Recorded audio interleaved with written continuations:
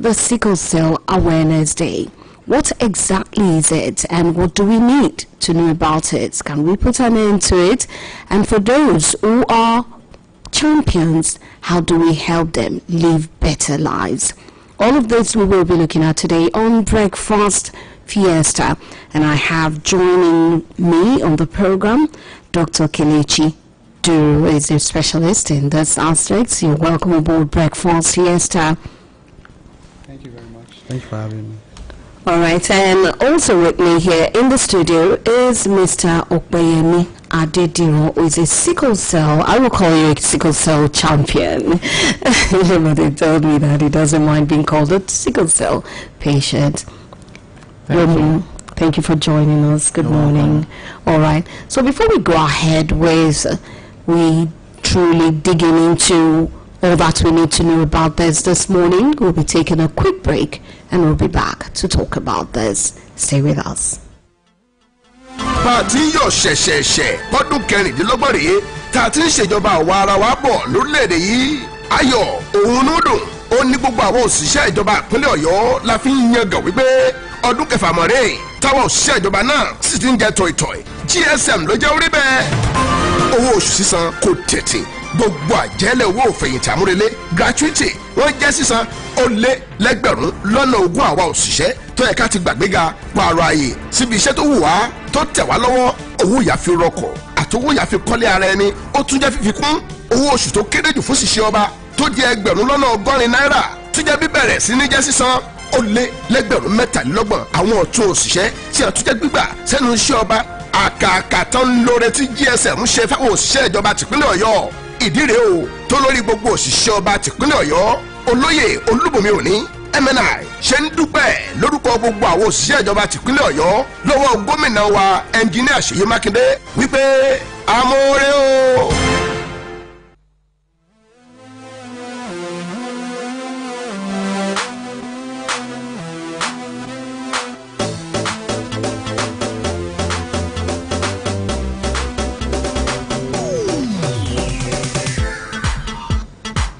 You're welcome back to Breakfast Fiesta on Oluyole 98.5 FM Ibadan. And like I said before the break, today we will be talking about the sickle cell disease. What exactly is it? Well, we have the right people to do us that thorough enlightenment, give us the thorough enlightenment about what it is today. So I'll be going straight to Dr. Kelechi Duru. Sickle cell disease, what's precisely it? Is it? People have all sorts of colorations and definitions for it, and the way they define or categorize people who are carriers or who are patients. To the layman, what is it? Okay, thank you very much. I will start by laying a foundation of what leads to what you call sickle cell disease. Now, we need to understand that the body, you have blood. Now, in the blood, we have, of course, the blood has a lot of components. And one of the major components of the blood is what we call the red blood cells. Right. So those cells are responsible for carrying, when you breathe in and out, basic biology, oxygen, take oxygen around the body. So that's the foundation you need to know. The issue comes from a problem with the red blood cells. So the red blood cells, because of their critical function in the body, when there is a disruption in the way they are shaped, that is what that's part of what actually sickle cell is just like one of the broader things we call hemoglobinopathy. We don't need to memorize that, but you need to know that it's beyond what we see around.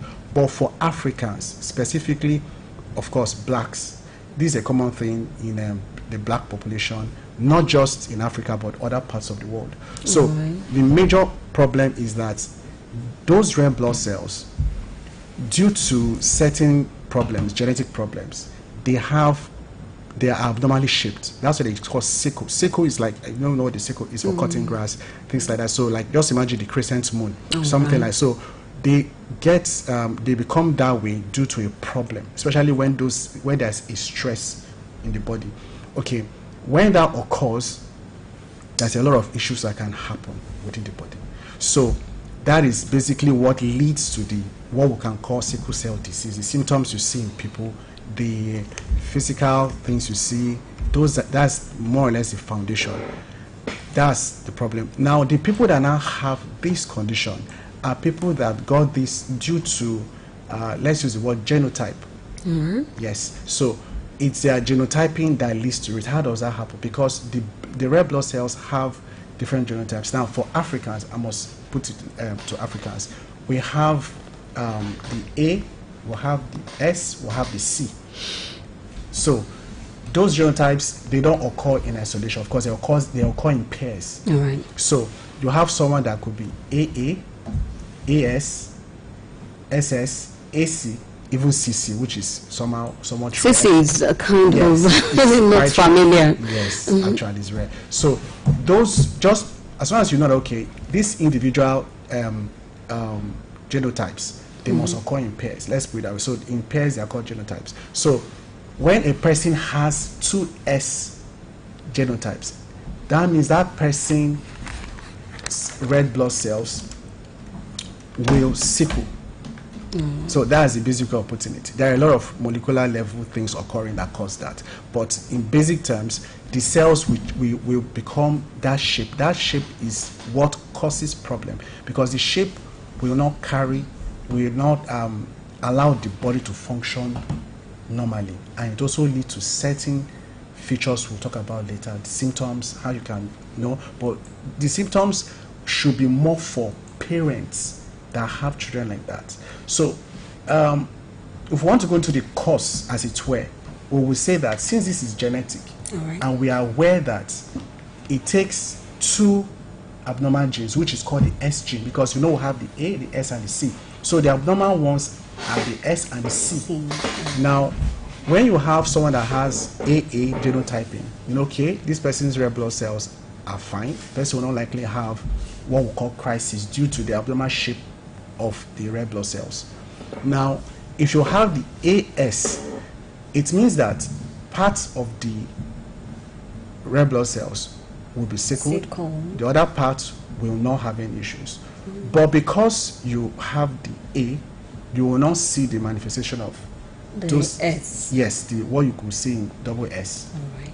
Similarly, the A and the C together, you will not have much. You barely see anything. But the person is still a carrier. Yes, we'll call that carrier, but let's not leave it yet. Now, all right.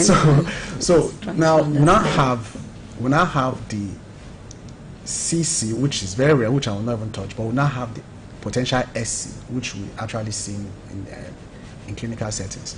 So what happens is that we know, of course, for somebody to have a child, you must have a sperm and an egg.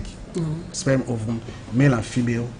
So that means a woman, a man could have AA, or the combination of this pair of stuff is talked about genotype. So if a man or a woman is AA, now I'll try to make it simple, but it's better visualized actually, because if you imagine, picture letter A in two places, letter A separates on the same line. Now, potentially, this is just like theorizing what could happen when you as a man, you donate your sperm and your wife donates her ovum, her egg. Now, each of them will have just one let's call it genetic coding, or let's call it just one of the pairs that will form a genotype. So the woman is A, the man is AS. So the first will release A, the other person you don't determine what comes out, whether it is A or S, just like you don't determine what. So the egg or the sperm could have a single A, the egg could also have S or C. So when they now meet, that will now form a complete human being that has a pair of either AA, AS, or SS, or depending on what the individual couple releases, as in what the egg is carrying or what the sperm is carrying. So in that process, that's how we get the SS gene forming, or the SS genotype forming, because a man or a woman, a man and a woman, they both have the S. So when whatever they release carries that S, at the end of the day, the child will have double S. So you can't determine, okay, if the man, that means that theoretically speaking, of course, in practice, if you have AA, all children should be will be AA. There is no doubt about that. Now, if you have AA and AS, of course, you know the combination. When you take each from the ordered combination, you know technically you take one from each, you have like 4. Yes. When you pair it that way. Now, so no matter how many children they have, they will end up with either AA or AS. However, if you now have AS and AS, now even though you have A, you can't guarantee that everybody will be AA, everybody will be AS, everybody will be SS. That it's whatever the party, the other couple, a husband and wife releases, and the other person releases any of those ones is what you see. So if let's say the man releases A, the wife releases A, that's fine. We'll have AA. The man releases S, the wife releases S. You know, that's SS already. So, in as much as we know that these things are so, like I said earlier, we can't determine what comes. So that's why there's advocacy for people to be aware of this in order to limit or reduce the number of children that may come up with SS. Like we know it, we say sickler. Now the challenge with the label is that many people may not understand why those people keep falling sick. It's not their own doing. It's not, you can't, and the challenge, there's a temptation to blame the parents. Oh, why didn't you check? You shouldn't have done this. Yes, we are responsible adults. We should do that. But in my own experience as a medical doctor in my practice, I have seen couples that if it's unfair to do that to them because you don't understand the circumstances of their marriage and their relationship. However, as much as possible, as one grows up, you're becoming an adult, you should ensure you check your genotype. And we advise medically, you say yes, if you're AS, please, or if you're AC, it's safer for you to marry someone that is AA in order to limit, to, of course, we know that in theory, you could say, oh, why? You have AS, there is potential AS. No. You could have 10 children and they can all be SS if you're AS. You can also have 10 children, they could all be AA. But, this is, it's not a wise way to go about it. The safer thing is plan ahead. Have this knowledge, you said it before, once before armed. So once you have that foundation, of course, some people already know that, so people like to check their genotype and all that. But beyond that, beyond feeling good at your AA, now it doesn't mean that, people that are SS don't have hope of anything, because now I think we need to understand that it is not a death sentence. It is not a problem to be an SS, like my colleague said, patient. There's nothing shame about calling it patient, but let's know that, and it's not something that's there's something to be ashamed of that, and it's unfair to look at stigmatized. Exactly, that's all right. So before we go to the stigma, I just want to, it's something that I have heard over and over since I was in elementary school, and you would expect that people would know a whole lot about it at this point. But as a medical doctor, how would you rate the level of awareness of people about this and how their gene can result in having a child with who has the sickle gene or genotype? Okay. Really, in practice, like I said, we see families that have children with SS. You can't really say they're not aware. Maybe you could say oversight, negligence, because frankly, I've seen a well-educated couple.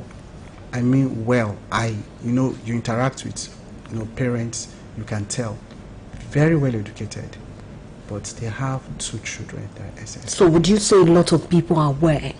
They may be aware, but like I said, there's interplay of social factors that we may not be able to totally eliminate at this point. What we can keep doing is to create awareness. So yes, people are aware.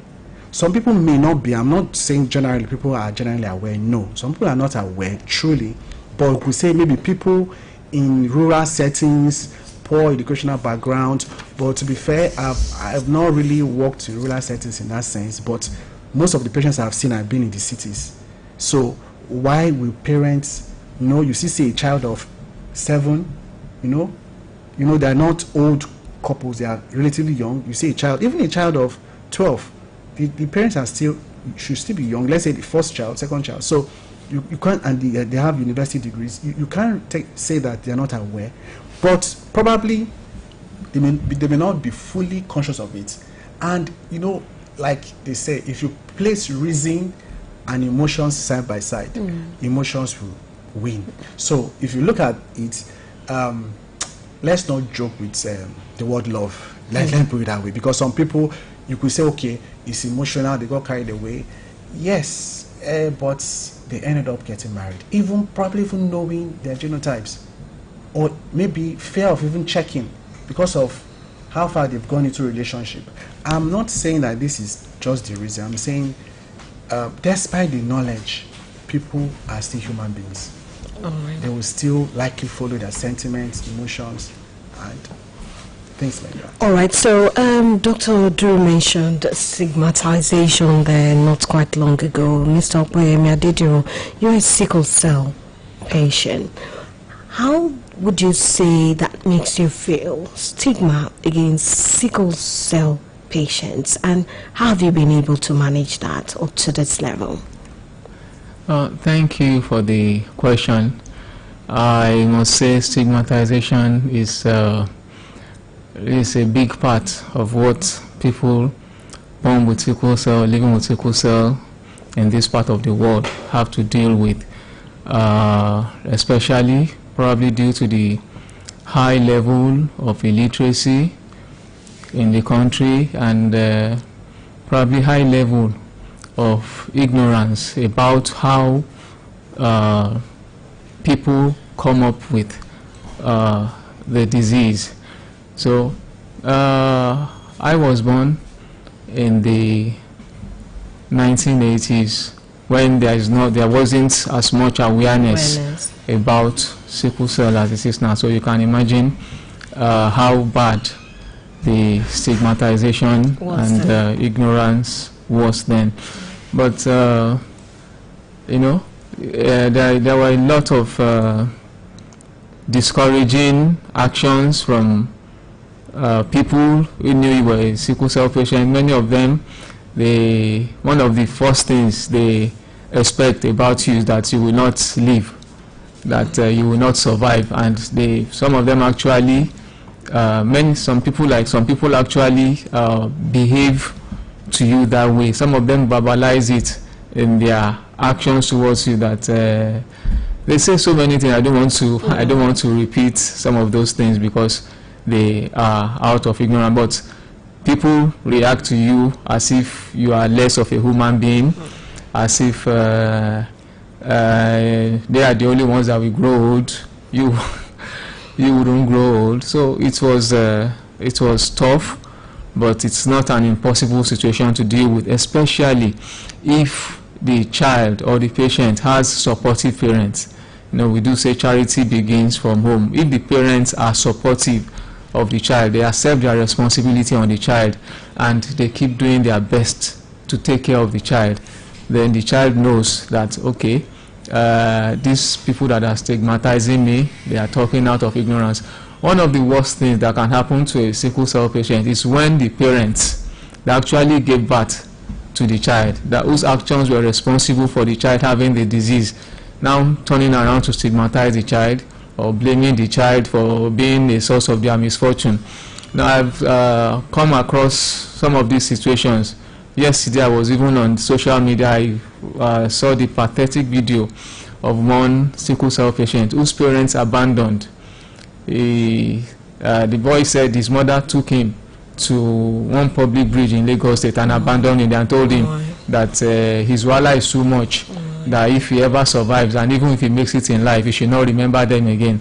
You know, imagine if it were to be from an outsider, the boy might have been able to get over it. Yeah, it might not have been that pained with it, but coming from his own mother, his mother that carried him for 9 months, you know.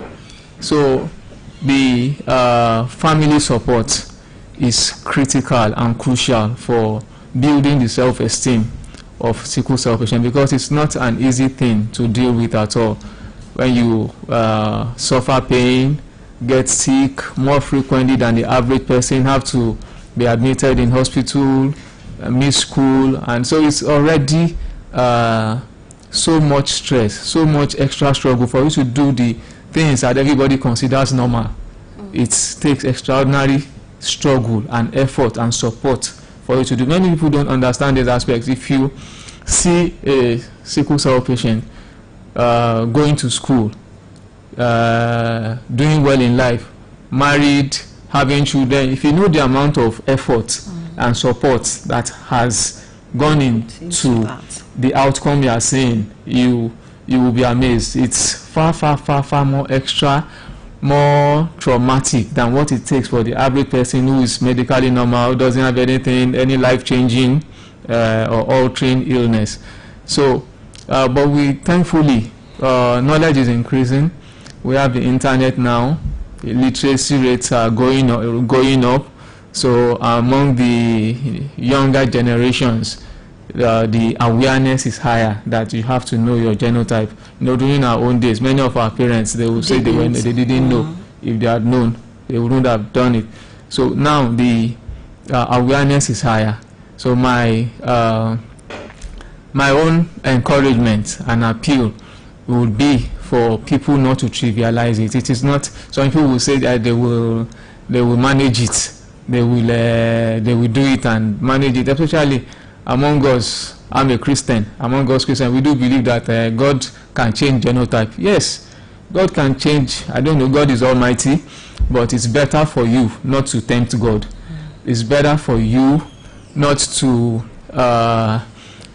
deliberately create a problem that will now become a prayer point, when you can use your knowledge, the available knowledge and the available information, to avoid that problem coming up in the first place. I think that's as much as I can say on that for now. All right, thank you very much. So back to Dr. Duro. A baby cannot complain, maybe just cry and squeal and all, but a baby cannot complain. So when a child or a baby has sickle cell, what does that child present with, and how is it diagnosed? Okay. All right, so I'll need to introduce something here. Actually, it's a child, sickle cell, the crisis does not typically occur in, let's say, in early ages, at least not until the child is beyond 1, at least 1, 2.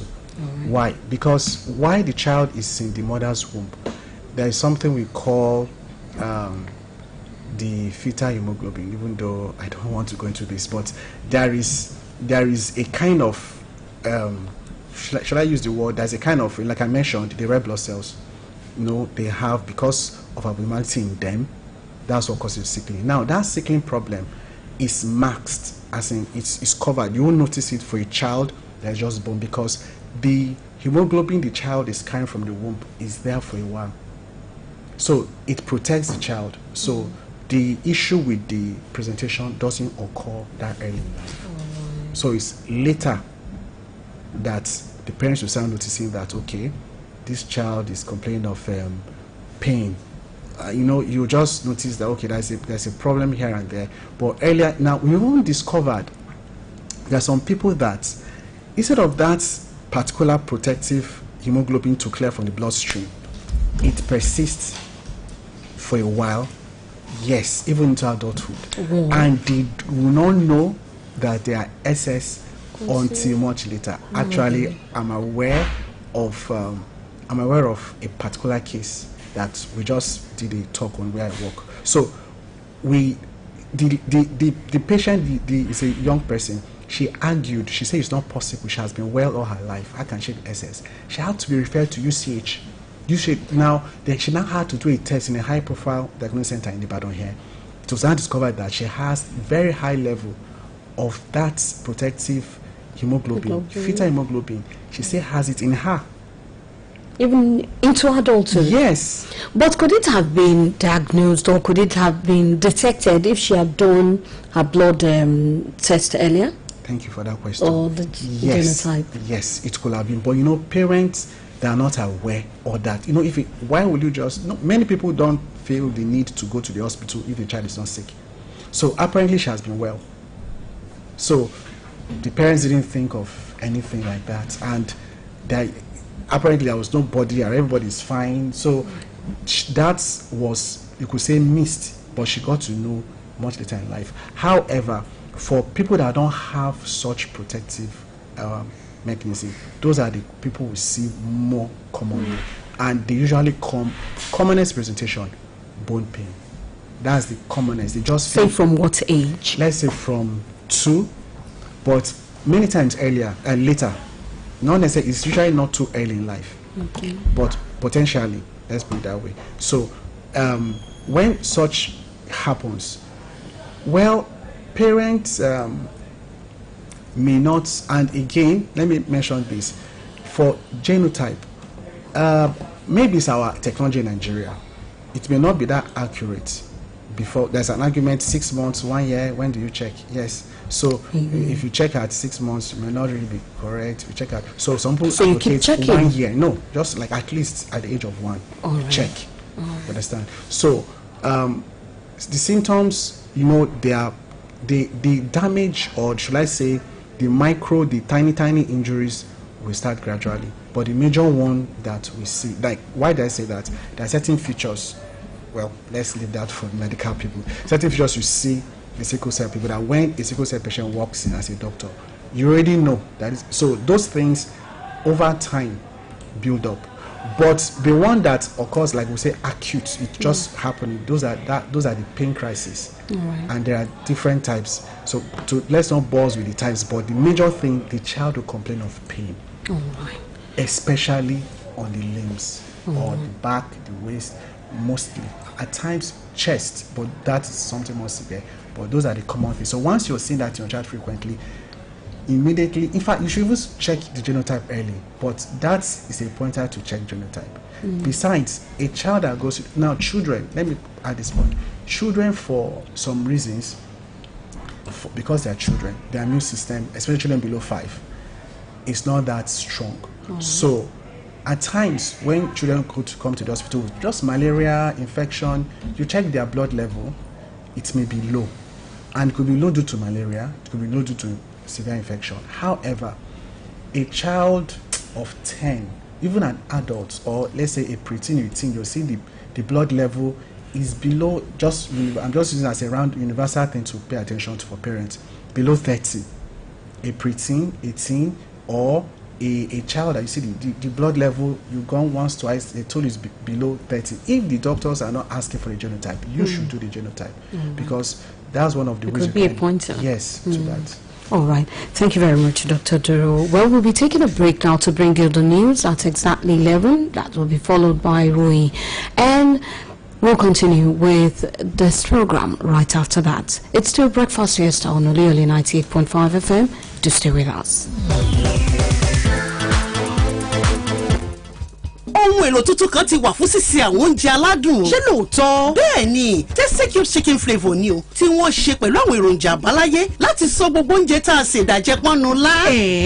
Bẹ́ẹ̀ ni, Tasty Cube chicken flavour á fàdùn ara máa ń da sóúnjẹ. Mo ti gba ti Tasty Cube chicken flavour lẹ́sẹ̀kẹsẹ̀. Tó bá jẹ́ bẹ́ẹ̀, má jáfara o, sáré lọ ra Tasty Cube chicken flavour tiẹ̀ lónìí láti máa jẹ̀gbádùn oúnjẹ àjẹpọ́nnu lá. Tasty Cubes chicken flavour ó ń fún wa lóúnjẹ tó gbádùn. Tasty Cubes chicken flavour ó wà lọ́lọ́gọ́rùn-ún gíráàmù, ọlọ́gọ́rùn-ún mẹ́rin gíráàmù àti ọlọ́gọ́rùn-ún mẹ́fà gíráàmù. Ó tún wà níyẹ̀ fún.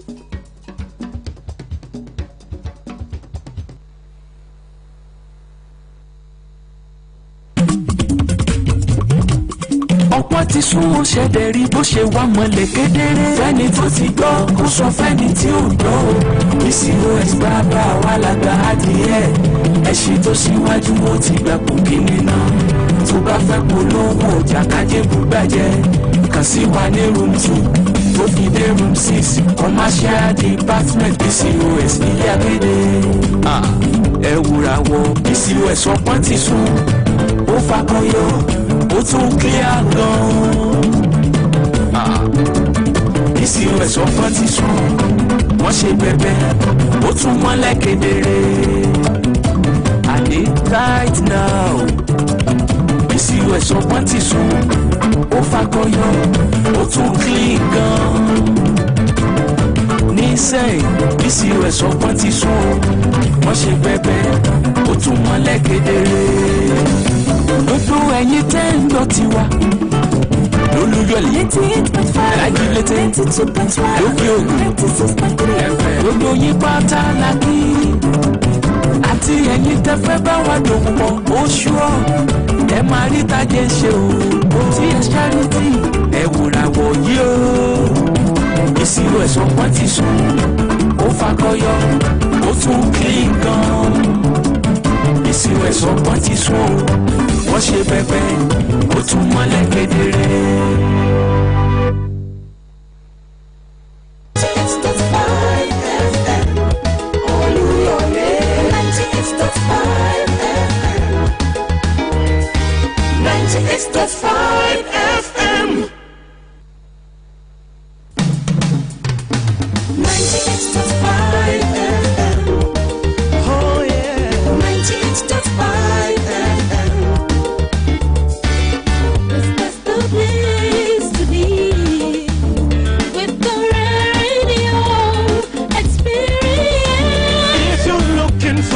Best in news, sports and entertainment. We got everything you need and so much more. Yeah. 98.5 FM.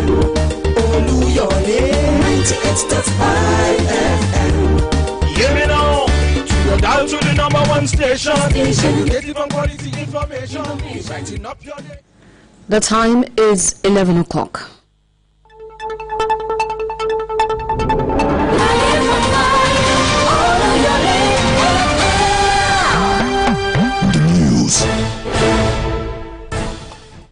Good morning. The news on the hour. The Nigerian Navy ship Pathfinder has stated that its operators have destroyed 5 illegal refining sites in the Ogba Ekwemandoni local government area of Rivers State. The Navy said the sites used for massive illegal bunkering activities in the area had 62 ovens, 21 reservoirs and 55 dugout pits containing approximately 50,000 litres of suspected stolen crude oil. The commander of Nigerian Navy ship Pathfinder, Commodore Anyako, said the feat followed the recent operation against crude oil theft and illegal bunkering activities in the area on the 14th June 2025 by the NNS Pathfinder tactical team. Anyako noted that the Nigerian Navy remains committed to combating crude oil theft and illegal bunkering activities, which pose significant threats to the nation's economy and energy security. Meanwhile, the Nigeria Police Force has successfully recovered several vehicles that were stolen in Nigeria and smuggled across borders to Ghana and Niger Republic, demonstrating how international cooperation can help tackle cross-border crime. The police spokesperson, Oluyole, in a statement released yesterday, said the recoveries were made possible through coordinated operations involving Interpol. The operations were led by Interpol's National Central Bureau in Abuja, which serves as Nigeria's main contact point with the international police network. One of the recovered vehicles was a Toyota Prado from 2020 that belonged to a Nigerian government agency. The car was stolen during a robbery in Abuja and later found in Accra, Ghana's capital city. And that ends the news on the hour. Thank you for listening. Good morning.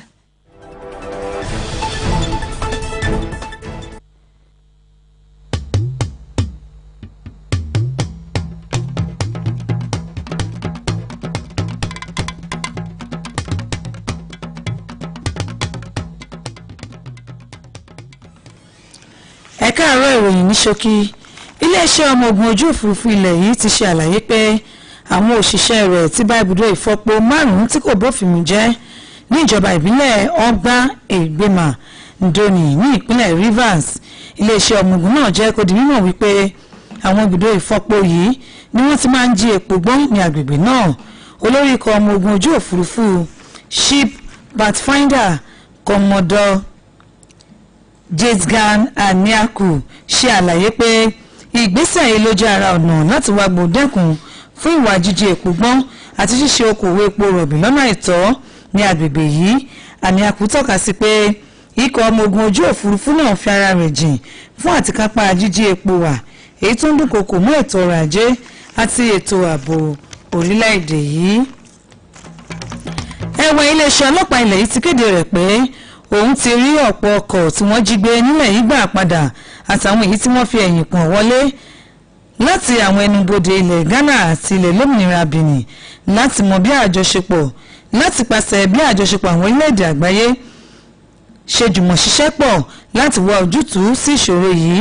Agbẹnusọ fún iléeṣẹ́ ọlọ́pàá Olúmúyìwá Adéjọbí nínú àtẹ̀jáde tó fi síta lánàá ṣe àlàyé pé àjọṣepọ̀ àwọn ọlọ́pàá ilẹ̀ yìí àtàwọn orílẹ̀-èdè mìíràn ló mú kí iṣẹ́ náà rọrùn. Ọ̀kan lára ọkọ̀ ayọ́kẹ́lẹ́ tí wọ́n rí gbà padà ní Toyota Prado tọdún 2020 tó jẹ́ ti iléeṣẹ́ ìjọba àpapọ̀ ilẹ̀ yìí. Ọkọ̀ ayọ́kẹ́lẹ́ yìí ni wọ́n jí gbé lásìkò ìṣẹ̀lẹ̀ ìdigunjalè tó wáyé nílùú Àbújá kí wọ́n tó wá rí ní Accra tí í ṣe olú ìlú orílẹ̀-èdè Ghana. Ìròyìn ní ṣókí wa fún ti wákàtí kò ní jù báyìí lọ. Ẹ máa yáṣẹ́.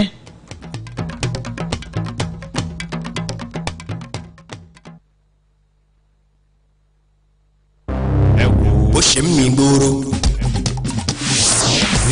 ó ń mi gbòòrò kílẹ̀ wí ó ń mi gbòòrò àmì òjijì rédíò tí ó láfiwé Olúyọ̀lé FM àwa ní bàbá ìdúró rẹ lójoojúmọ́ èmi ò lè ṣe kí mi máa gbọ́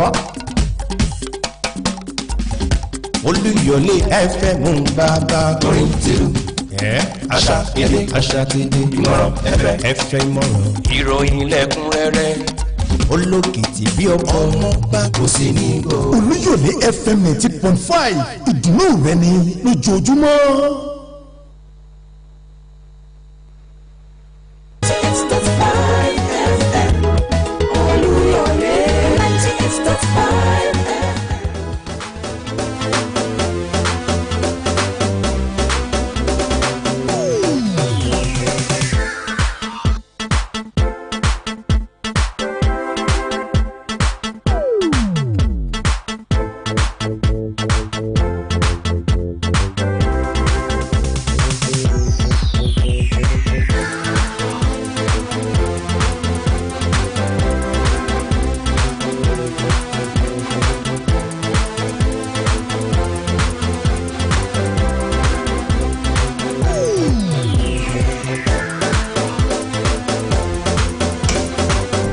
Welcome back to Breakfast Fiesta on Oluyole 98.5 FM Ibadan. And this morning we are talking the sickle cell disease ahead of the World Sickle Cell Awareness Day coming up on Thursday the 19th of June with my guest Dr. Kelechi Duru and Mr. Okweyemi Adediro. So my guests have talked about some of the reasons what sickle cell is and the causes, and also Mr. Okweyemi has shared with us some of his experiences growing up with the sickle cell or as a sickle cell patient. Now I'll go to Dr. Duru. I read somewhere that the sickle cell disease is prevalent among black people. How so? Okay. The teaching is that because of the malaria issue, yes, the endemic malaria issue in Africa, it's more like a mutation that's supposed to be protective against malaria parasite. So, because you will hear something like, if someone is AA, the person will likely have malaria more. I heard that while growing up, but I said, doctor, I now understood what is being said. It does not mean that being an AA, you have malaria more. It's just that the AS has a protective mechanism of, or should I say, helps to reduce the incidence of severe malaria. Right. Not that the person that has AA will have more malaria bouts, but someone that is AA could likely have more severe form of malaria than someone that is AS. So because like I said, let me use the word teaching, is that the S gene being there, that S being there, makes sure that the malaria parasites, what they do is to attack the red blood cells and they break it. So they are not able to attack the S in that sense, but they attack the A. So in a way, it's like forming a protective front against severe form. No, because the AA, there is room for malaria parasite to keep thriving, but the AS limits that. So the mutation is sort of to protect against malaria parasite, but when you now combine the two S together, it becomes a negative. It creates it becomes something that you don't want. But the AS seems to be good in terms of fighting severe form of malaria, but the two S come together, produces something we don't. So for the AS, they have a sort of immunity against malaria. No, what you're saying? Severe form. Okay, that's severe form of malaria. So they can still have malaria. Of course. All right. This is Africa. Of course, that's malaria. I won't say something too dramatic, but yes, there's someone that is AS has. Let's say if you put an AA person and AS person, let's say they have malaria, the AA has a higher chance. Let's say we have the more, shall I say, I'm trying to find a good word to use this, has the potential, let me use that, to have more severe form of malaria than the person that is AS. That's just it. Not that AA we have more malaria than AS. It's just the severity that the AS seem to have less than the AA. All right. Okay, so you have mentioned pains in the limbs, but what are other complications that can come about as a result of having this disease or being a sickle cell patient? Okay, I will try to avoid a lot of clinical details, but for parents to be observant, I will explain that. Now, for like I said, mostly is the pains. That's a common feature, and the low blood. Even falling sick frequently, yes, in the sense that the word falling sick frequently is a layman's way of saying it, because in Nigeria, when people have body pains, they have headache, so it's malaria. So for parents that are not so enlightened, a child can be having, right, let's say the right hand, everything painful, right shoulder, but the child also has fever. So they may take the fever more seriously. They'll say, oh, doctor, this child is running temperature, it has fever. So they're not focusing on that pain. No, even when people have malaria and they have, usually pain should be general. So, but a child is complaining of a particular limb, not general. That we should pay attention to. Now, there are complications that come later, that not necessarily, of course, can occur in childhood, like when those cells, because what leads to those pains is that the cells, because of their shape, when they are passing through, when there is stress, I hope we'll get to talk about what causes the crisis anyway. So when there is when the crisis is triggered, those cells, they change their shape, become sickle. So while passing through the blood vessels, they block it.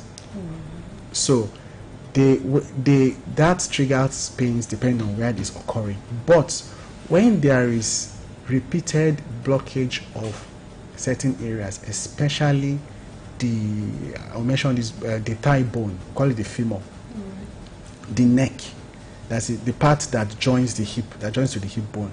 That part, when there is repeated blockage, the medical terms come to my mind. I'm trying to avoid that word. We call it avascular necrosis. That means that avascular, no blood supply that leads to death. Yeah. So the neck, the head of that bone gets to die gradually. So you see that's why I see some sickle cell patients limping. So that limping is primarily due to that occurring. So that feature, I don't think any parents should wait for that to happen. The child will have been having crisis before that occurs. So that's why I say is something that takes a while. So, and it may be hard to tell parents to be looking out for some certain features that doctors will see easily. Like if you look at a child that is 2 years being jaundiced, why is a 2-year-old child being jaundiced? That's another thing. But they say, oh, the eyes are yellow, So parents may overlook it, may think it's a problem. Yes, jaundice as yellowness of the eyes could be, there are many causes. But for a child, number one that should come to you, one of the top causes should be SS. One of the top that should come to you should be sickle cell. Why are they jaundice? That's to do with the liver and all that. So let's leave the details. That presentation, parents may not pick it up on time. So, but except people start complaining, eyes are yellow, and all that. And again, there are other causes of jaundice in children and even adults, but that's one of the major ones. For other things like, let's say, the shape of the head, there's a fishy, we call it fishy, when you just look, even before the patient tells you, you tell the person, what's your genotype? You just prompt the question, because some patients come, they won't say anything, they'll just be telling their complaints. So as a doctor, once you've noticed the feature, because that background knowledge will help you to manage them better. If a sickle cell patient tells you he's having fever, you don't take it like someone that is on sickle cell saying that. There's a way you handle it. So, like I said, I would like parents to look out for those things. But beyond that, more importantly, they should just check the child's genotype. I think that's just the basic thing. If there's an awareness of, like my colleague said, of course, primarily avoid the combination of the SS genes. We know what that means. Choose the partner that you know you don't like. When you get married to, you will not have a child that will carry this burden for life. But let's say ignorance or oversight, emotions, you're not married, you're not having children.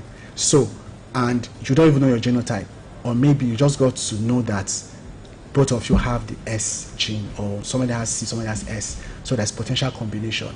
Why not just check, even if the child or your children are fine, just check their genotype. Yes, check, screen. Let's know.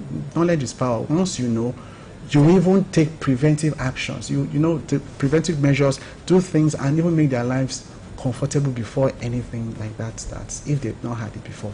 All right. Okay. Mr. Parimadi, you talked about the pains, and I can't but imagine it. What was it like for you then, as a child growing up and going through these pains? What was it like, and what went through your mind those times? And gradually, how have you been able to manage them?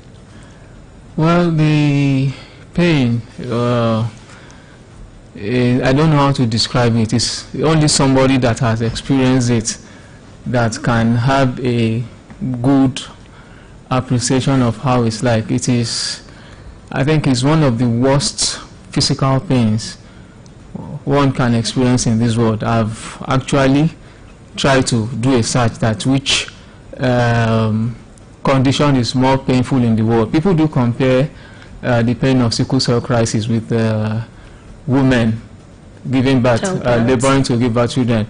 I can categorically tell you that the pain of labor is a child's play compared to what sickle cell crisis pain is. Because I have friends who are sickle cell patients. Some of them are giving birth to children. One of them even said when she was undergoing labor, she slept, that the nurses were wondering that how can somebody be sleeping in this kind of, because she has experienced a greater pain. And the pain of, the pain of labor is limited to certain parts of the body. probably along the birth canal, the back, the abdomen, and so on. But the pain of sickle cell can occur in any part of the body. It can occur in the hands, it can occur in the legs, it can occur in the chest, it can occur in the back, and it can occur simultaneously. Oh my. Yeah, in all those places. So it will. Some people even wish for death. That death is better than going through this pain. So many times it just looked like a hopeless situation when I was going through some of those pains. I just felt like probably the end should come if it wants to come.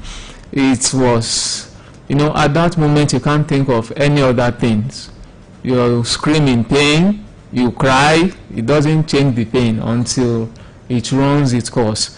So, but as time goes on, as a human beings, you start developing a level of endurance to it, that sometimes the pain that may make you cry before, you may just endure it and be groaning silently instead of crying out loud. So because based on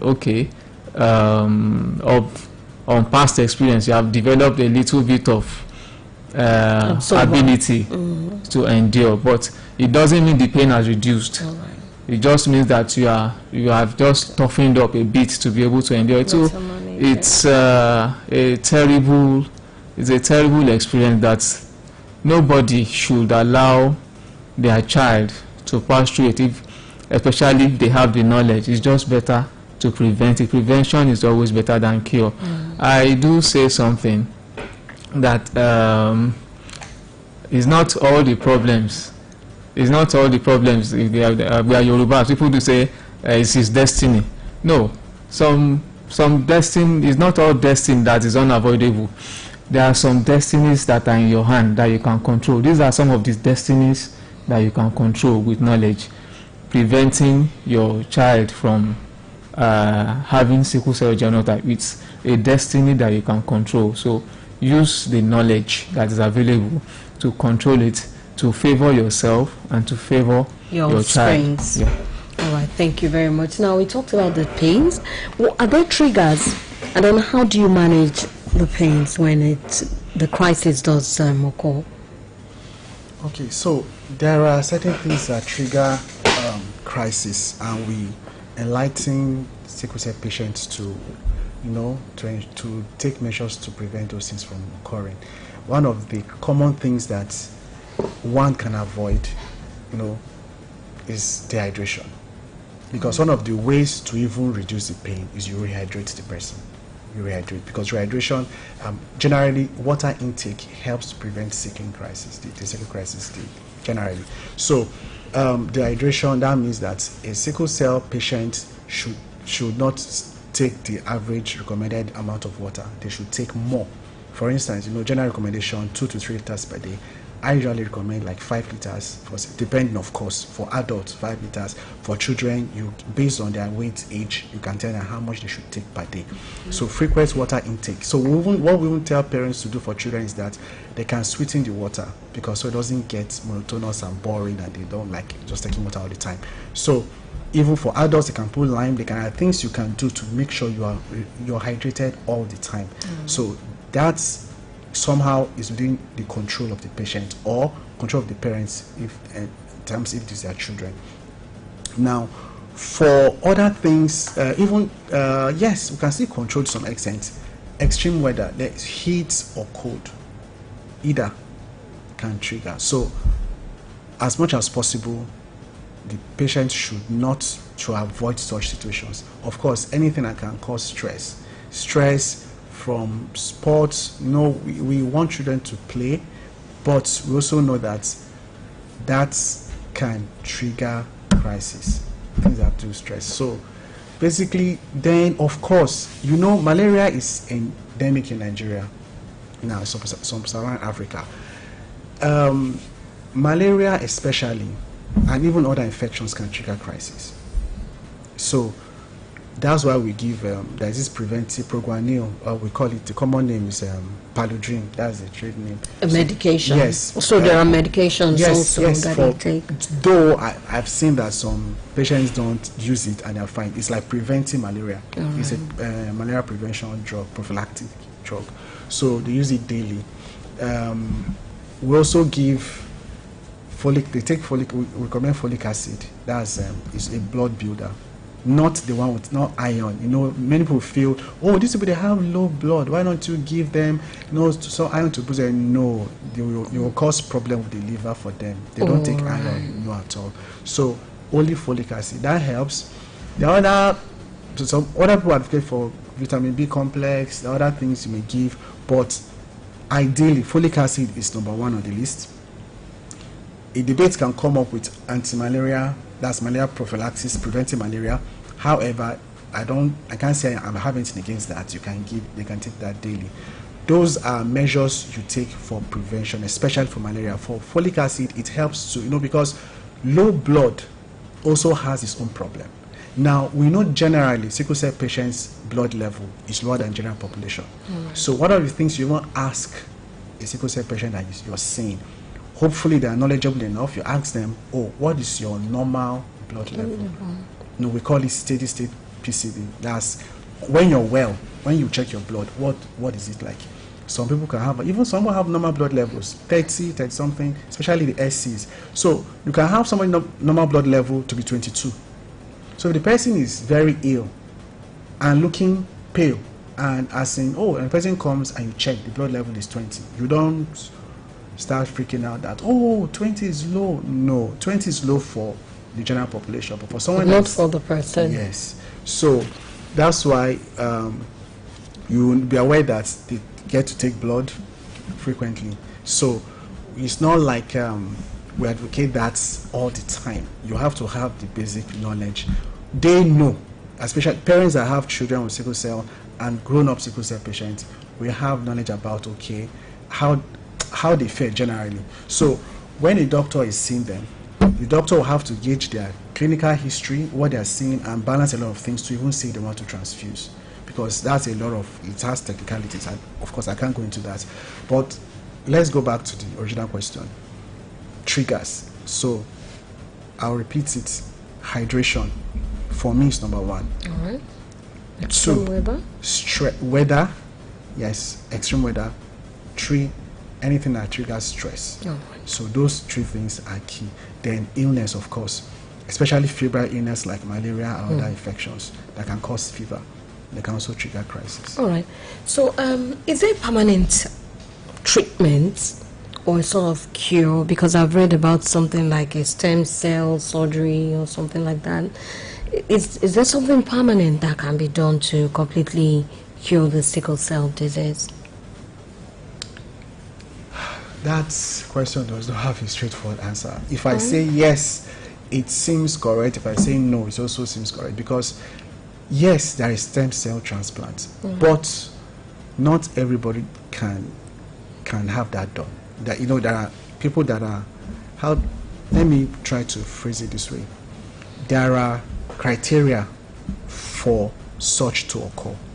Yes, it's possible to do a stem cell transplant, but remember, when you're doing anything transplant, you're introducing a foreign body to that person. So ideally, you should take someone that's from family. So you have to get a willing donor from family members for it to even be fair, for it to work, to be more successful. Now, but if you take from a stranger, person will be on, something to suppress the body fighting that cell, that's immunosuppressant. So you have to look at the benefits. Now, and it's not every patient that is sickle cell that we qualify for such. So there are intricacies to it. So it's not, that's why you don't really hear it around. Yes, we know it's possible, but it's a high-end specialist management level. And is it done in Nigeria? I think I got a contact of a doctor that I heard that does it. But for now, I can't guarantee that our healthcare system can manage that effectively. All right.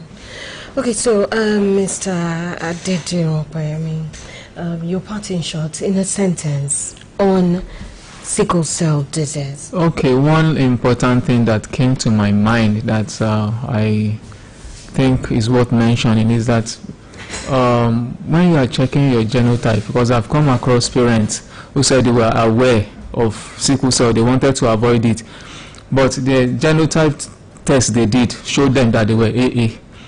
But it was after they now had a child with sickle cell, they now discovered that the AA they gave me was not AA.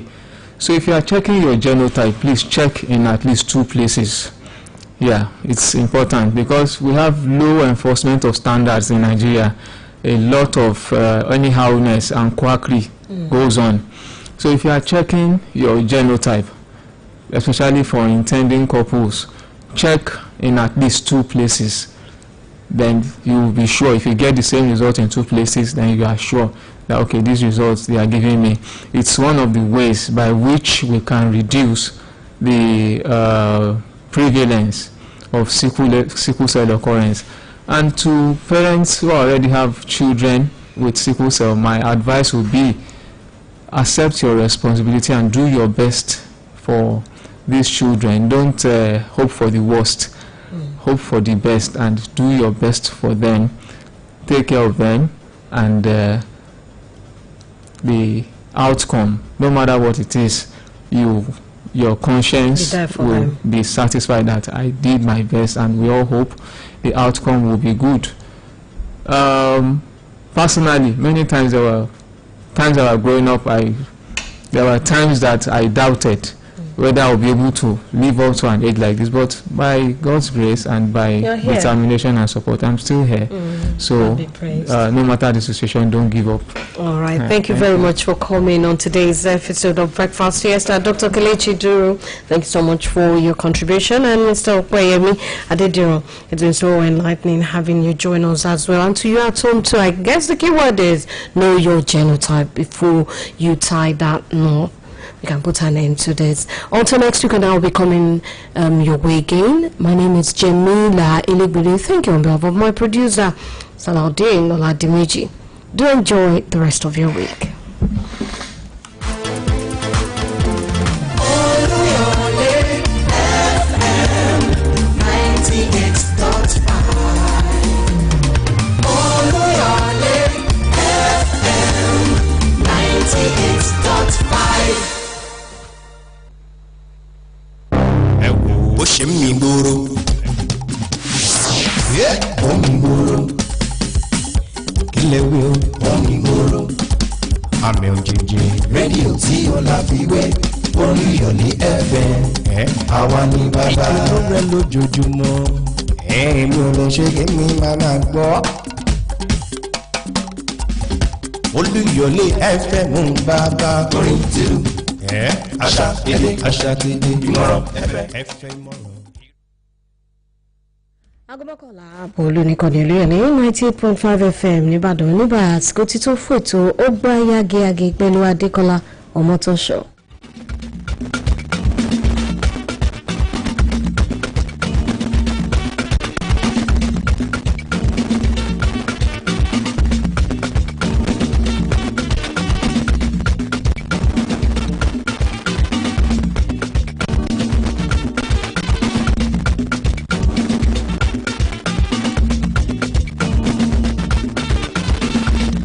ìgbà tó bá ní ṣe báàlẹ̀ gbọ́mi iná àwọn kọ̀ǹkọ̀ tó bá ló ṣe báàlẹ̀ wọn lálẹ́ tòdò òpá yìí ló ti mọ̀ tẹnu lọ́fọ́kọ́ tètè bọ̀lì kọ́ wípé ó lọ fún àlápá àbí tí mo wà yìí. This is Oluyole 98.5 FM. Ó wá kọ̀mọ́ náà tí ó jẹ̀ṣẹ́ ń gbòòrò ayé ọlọ́mọba mi tó tò rẹ ìbà bàbá mi ìbà kábíyèsí ọba tó dá ayé tó dá àwọn àti gbọ́n tó ń bẹ nínú ẹ̀ tàwa ni mi ò bá fi yín wé kò sẹ́ni tó lè bá yín dọ́gba ọlọ́run tó ju àwọn náà lọ ni ó wọ̀ mí sùsùnsùn ó fún mi lẹ́bùn tèmi tí mo lò yìí gbogbo swaggers mi àtàwọn steels mi wàhálà ìbùdó àti wọn á já sí báyìí olóòfin jẹ́ pé ní gbogbo ìgbàdé bá ń palantí apolongo tẹnumọ́ tẹsánmọ́ fakọsí wípé ọlọ́run sẹ́ẹ̀ kò sẹ́ni méjì tí màmá gbé fún láyé àtọ̀run tó kọjá ọba ọ̀kan ṣoṣo yìí bẹ́yìn náà bá bísí tó bá jẹ́ pé ráàyè ẹjẹ́ àjùmọ̀jọ́ gbé fún bàbá gbọ́dọ̀ lókè wọn ò fọ́ọ̀sì èèyàn ó yànnà gbé fún